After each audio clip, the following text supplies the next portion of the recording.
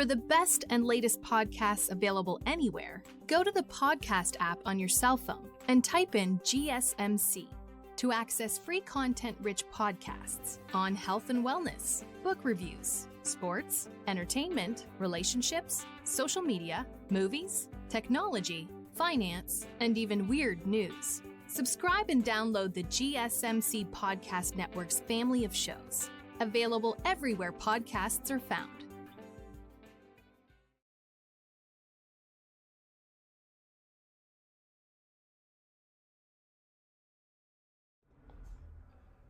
Welcome back to the GSMC Dead Ball Sports Podcast, hosted by GSMC Sports Network. I am your host, Nolan Jambert. First 3 segments, it was all NBA. Talked about the playoffs. We recapped Sundays and Saturdays games. Talked about the games going on tonight. This segment, NFL draft is coming up. Let's talk about the quarterbacks. The 11 quarterbacks in this year's draft. And let's just say these quarterbacks ain't no, walk of the mill. These guys are good quarterbacks, and they are all very, very good. They all have potential to be good quarterbacks in the NFL. And I want to talk about each one of them. Excuse me again. Sorry, I had some food earlier. It was really good. Let's start it off by saying who will probably be the number 1 overall pick in the draft, Cam Ward. Cam Ward is basically guaranteed to be the first overall pick in the draft to go to Tennessee as their quarterback. They needed one bad. They've been scouting him a long time, and like I said a few shows ago, I feel like when he says he's playing Fortnite with some of his friends, I believe, or some of his buddies, and they asked him, who are the best running backs in the league? He said Tony Pollard and Tayshaun Spears, the 2 running backs for the Tennessee Titans. He's gonna be their number 1 pick. He's the most clear-cut player in the draft. He's calm in the pocket.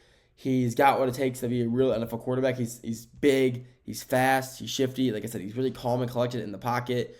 His O-line in Miami was a huge help for that success is for him as well. It was such a good O-line, such a dominant O-line. And if the Tennessee can, kind of build around a good O-line for him, he will be a phenomenal quarterback for Miami. I'm really excited to see how he does, but I do think he's going to be the number 1 overall pick and the number 1 overall quarterback off the board. Just because how good he is.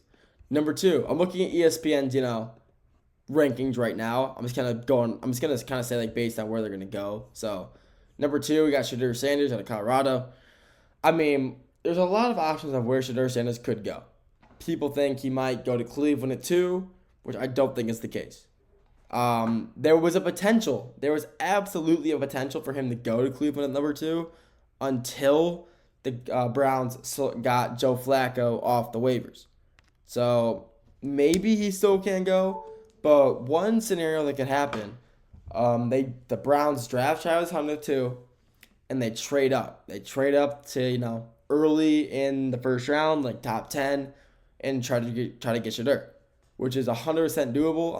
Shedeur Sanders is a great quarterback. He had statistically, I think he had the worst O-line in college football last year and had one of the best stat lines. He had one of the best passing completion percentages, the most runs for an average quarterback. He's a phenomenal player. He's insanely athletic. He's fast. He's shifty. He's not as calm in the pocket, and he makes some questionable throws here and there. But overall, he's a great quarterback with a lot of upside to him. He's helping, his teammate Travis Hunter win the Heisman. That's always a huge help, seeing your teammate win the Heisman. That's also a good look for you, showing you're getting this guy, reps. Even though, Travis Hunter was a two-way player, both sides of the ball. On offense, he was so dominant because Shedeur was helping him out, making good passes, making good reads for him. So, Sanders can throw receivers to her open. He can read a really good defense as well. He's good at reading defenses. He learned a lot from Coach Sanders, his dad, prime time. But he's a great quarterback. He could absolutely fall to the Browns at 2. Will he? I doubt it, because I think they're gonna go for Travis Hunter. But I think if the Browns trade up for him, they'll get him. But I think the furthest that he might fall is honestly probably to the Saints at 8 or 10, or the Saints are at, because Derek Carter's got hurt, so maybe they'll pick him up. But we'll have to wait and see come draft time.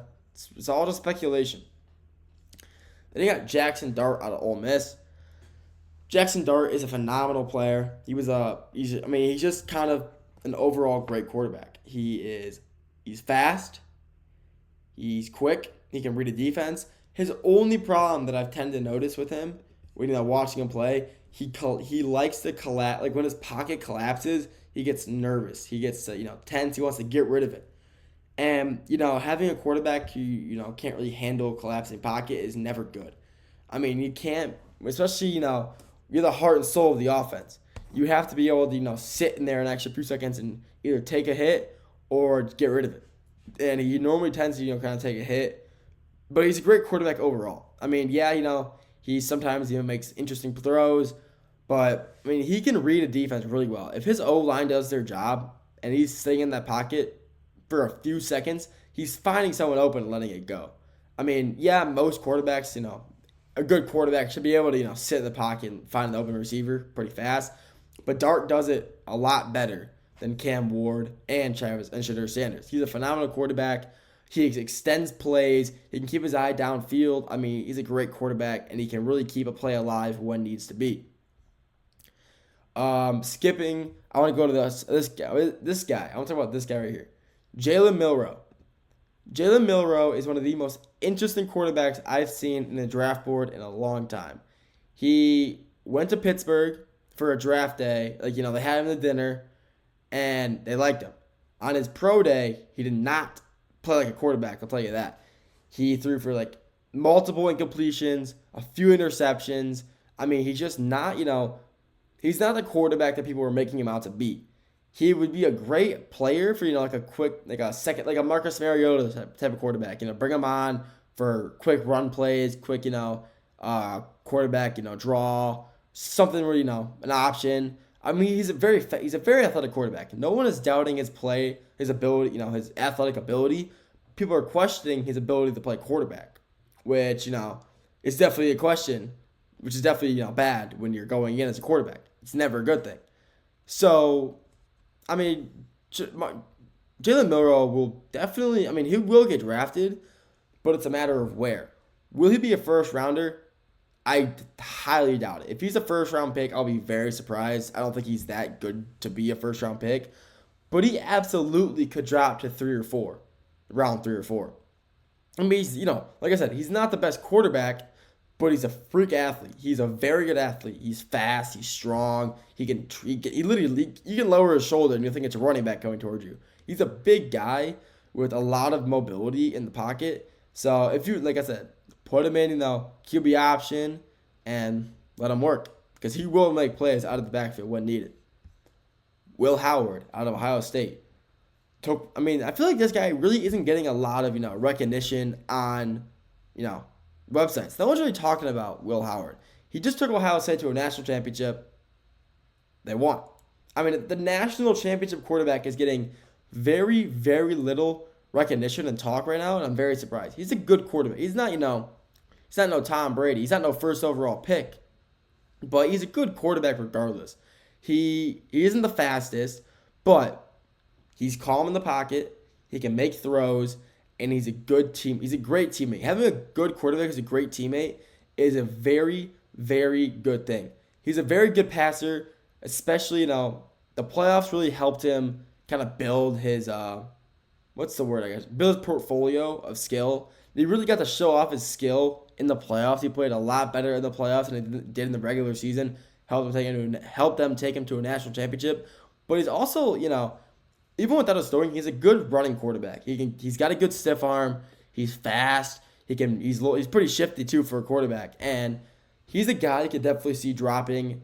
I could see him going before Jalen Milroe, but I could definitely see him dropping after. I can see him maybe being like a late second, maybe early third. But if he's not drafted there, he's either going 6th or free agent. But he's a good quarterback, though. He can run. Ohio State used him a lot to run in college, and I wouldn't be surprised if a team picks him up to for him to keep running at the NFL level, professional level as well. Next guy we'll talk about, Quinn Ewers, out of Texas. Quinn Ewers is also, kind of one of those quarterbacks who is in a weird spot. He got hurt.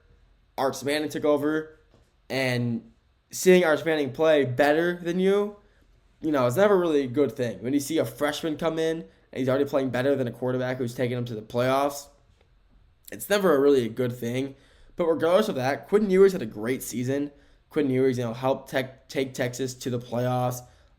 He's fat. He's not, I wouldn't say fast, but he's got a good arm. He can read a good defense. He's a good quarterback. He's definitely a quarterback that could really get drafted. First, none of these quarterbacks anymore are first-round quarterbacks. These are all, third, fourth, fifth round quarterbacks. You can definitely help a team, in certain scenarios. But is Quinn Ewers that good? Yeah, he's a good quarterback. He doesn't get a lot of recognition. Like I said, he can read the defense. He's got a good arm.